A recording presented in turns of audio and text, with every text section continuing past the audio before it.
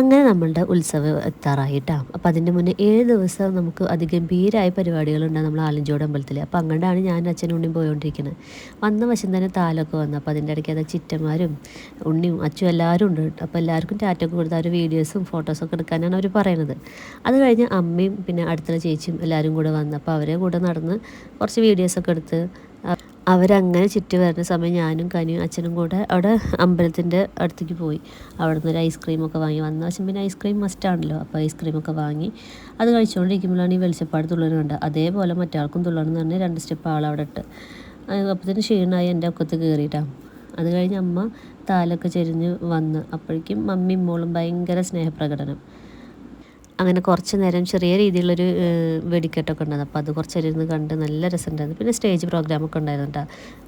അങ്ങനെ ഫുള്ളായിട്ടൊന്നും കാണാൻ പറ്റില്ല. കുറച്ച് നേരം അതൊക്കെ കണ്ട് പിന്നെ ഈ ഒരു പലഹാരമൊക്കെ വാങ്ങിക്കഴിച്ച് പിന്നെ 2 സ്റ്റെപ്പൊക്കെ ഇട്ട് ഞങ്ങൾ വീട്ടിലേക്ക് വന്നു കേട്ടോ. അപ്പോൾ അത്രയ്ക്കുള്ള വീഡിയോ ഇഷ്ടപ്പെട്ടാൽ ലൈക്ക് ചെയ്യുക.